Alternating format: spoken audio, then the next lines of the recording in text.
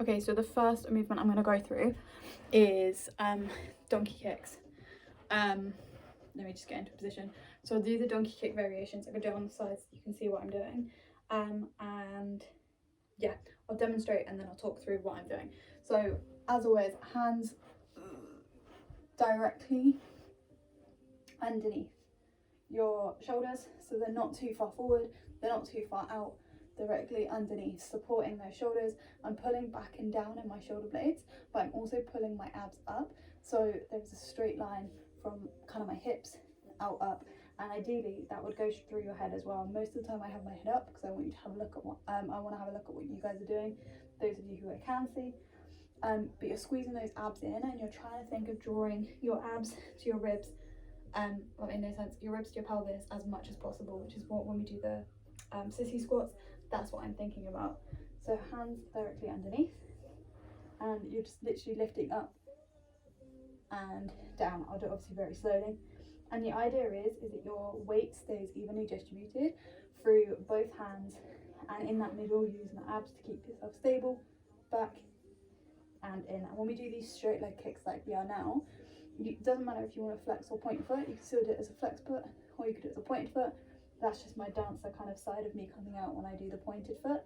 And you want to make sure that when you go back, you're not letting your hips go down and coming into this here. If you notice where I am now, my abs are not engaged at all. I squeeze my abs in and I come under here, and there'll still be a little bit of rounding in this lower back just from where my hip is. But main thing is all kind of stable, and I'm squeezing this in here. So come back and down. Next thing is, you don't want to come up that high. Like sometimes this is literally as far as I'll go. This is probably the furthest I can go while keeping abs squeezed without dropping into the lower back here, and keeping everything kind of stable. Okay, so you want to be moving from the hip here. So I'm thinking hip back without tilting. Everything's nice and still, and then back down. Okay, and then the next thing you want to also think about is keeping that knee facing directly down the whole time. So I'm not going out to the side over here, I'm coming straight down, almost thinking about turning that leg in, down, and there. Okay, the whole time really focusing on here. Obviously, so you'll see like the shift, you'll slightly shift to one side because you don't have any weight on this leg, but you don't want to be going here and coming to the side here, because then you're just literally, I don't know what you're doing, but you're not using your glute. So you want to really think about coming from here, and this side over here is just stabilizing. Okay, so hands directly underneath, abs tight, back, in. Keep breathing, and each time all you're thinking of doing is lengthening back, lengthening all the way back, trying to reach my toes as far away as I can, or at least your heel, and back in. And that's the straight leg donkey kick. The rest of them will probably be the easiest explanations ever. Bent leg, same thing. Coming back into the, oh my god, that did not work. Coming back, yeah, okay. Let's keep it bent, up. Same thing. My knee doesn't actually come up that high.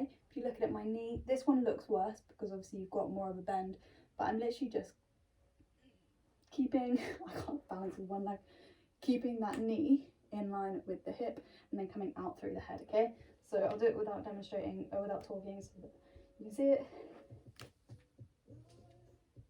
Up, heel to the ceiling, down. Good. I appreciate it does look like there's more of a rounding in your lower back on this one. It's literally just because there's more bending going on. What you want to really think of doing is just keeping those ribs and those abs together as much as possible. And if your leg doesn't come up that far, that's absolutely fine. Okay, heel to the ceiling, knee to the floor, ribs to pelvis all the time. If you keep that kind of there in everything you do, you'll be absolutely fine. I think that's all of the pulses I'll go through, but to be honest, not really much need to go on here. Legs bent, heels to ceiling, up. Oh, I know why I wanted to do this one now. So you want to think, rather than thinking like I'm pushing my leg back, you want to think of lifting from your hip, okay? So what I'm thinking here is I'm squeezing my butt and then I'm relaxing my butt. Squeeze, relax, squeeze, relax. And it is a really small movement, like I'm probably putting a little bit more into it so that you guys can see what I'm doing, but you literally want to think of squeeze, relax, all the way in that globe. I'll go through some of the ones that we haven't done for a while just in case I do put them in. Straight leg taps on the corners. What you want to imagine is that there is a box around you. Here, legs straight, and you're tapping corner, corner, corner, corner. Same thing, abs, ribs as close together, hip stays together, and you're using your butt to create the movement. It's a really small kind of square, cross, cross, making sure that you're not going up and across. So there's no movement in that hip.